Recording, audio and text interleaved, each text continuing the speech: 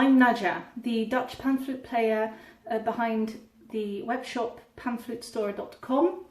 I have already recorded a few videos on all things panflute in Dutch, but now requests have come in for English spoken videos as well, and I thought I'd actually go for it.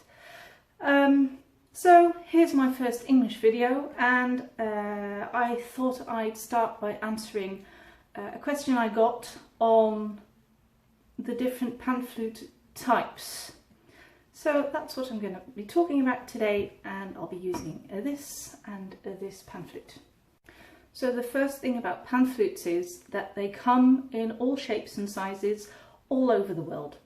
They've been invented in all cultures pretty much, from South America to Norway to Indonesia to China, and the model that I play and that I'm a professional player with is the Romanian model, which means it's one row of pipes and in this round shape, which makes it easier to move around.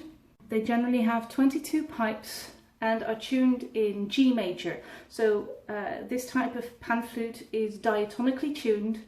It fits well with Western music, but the number of pipes really doesn't matter. The length of the pipes doesn't matter. It's all the same model. It's all the same basic shape. This is a different material it's built from. It's a different finish. It's a different scale. This is in C. Which makes the first pipe a lot larger.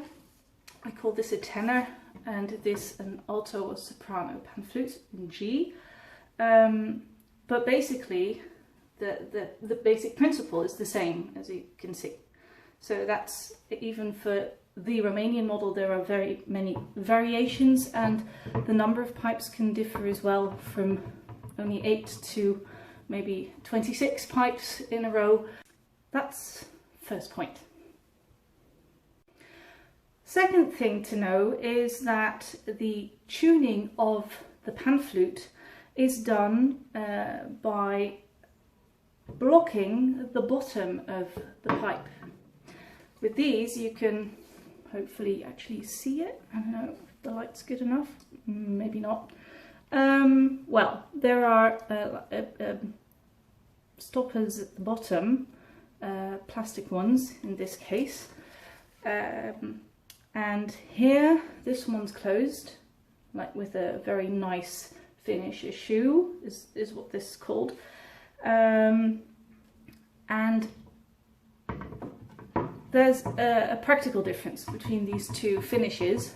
The stoppers, they can easily be moved up or down, so it's pretty easy to tune them. Of course, you still have to tune each pipe individually.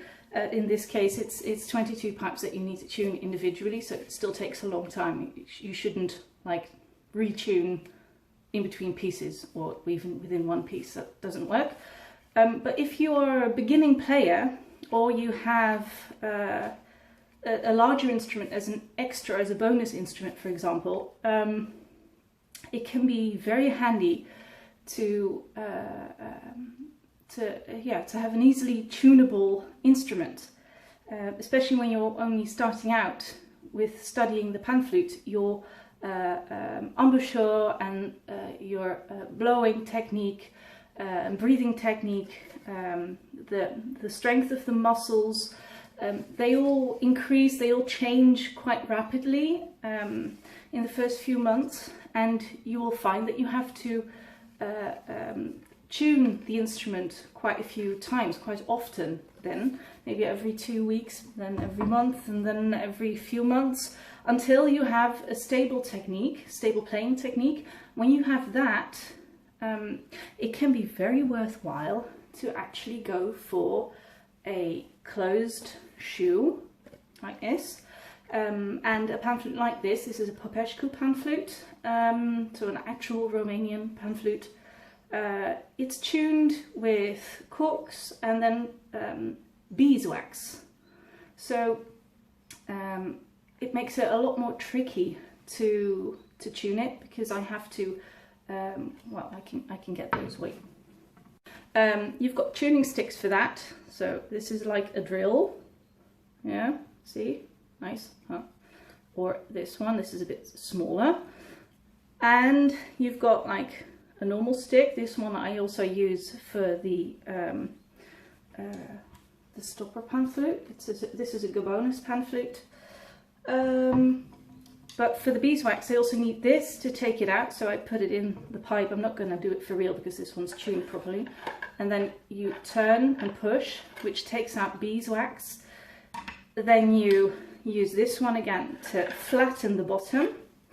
And as soon as the bottom is flat again, you can see if it's now in tune for your blowing technique.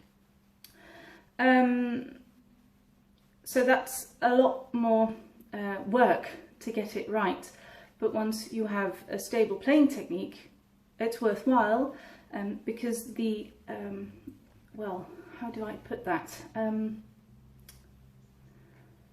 the stronger the bottom of the pipe is, so the more fixed it is, the more you can play with the colour of your sound. You can go from really clear to really breathy and everything in between. So I'll try and demonstrate the colours that come from this panflute and the other panflute I've got.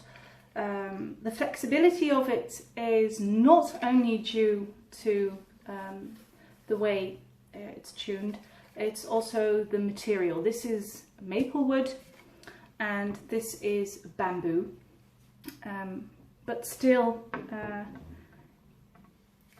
the bottom of each pipe also influences it. So here goes, I'll be improvising a bit.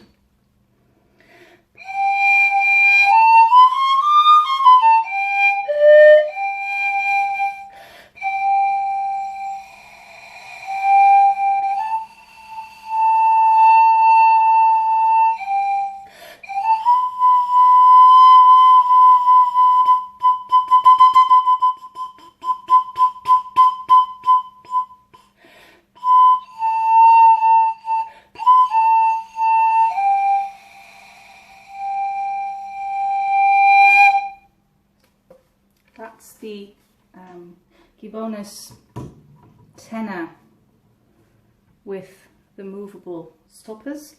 This is a Popescu bamboo panflute with beeswax bottom.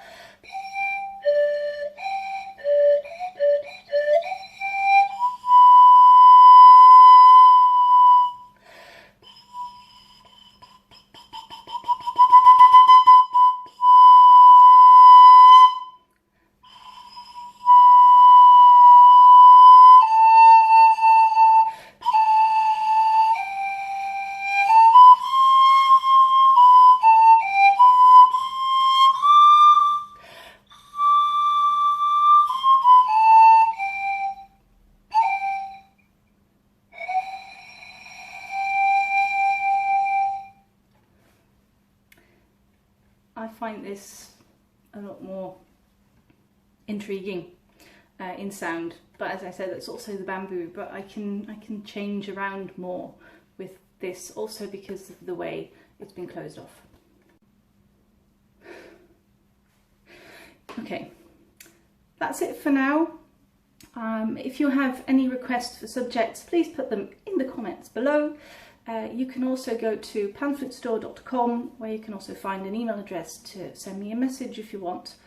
And of course, you could also subscribe to my channel. See you next time. Bye.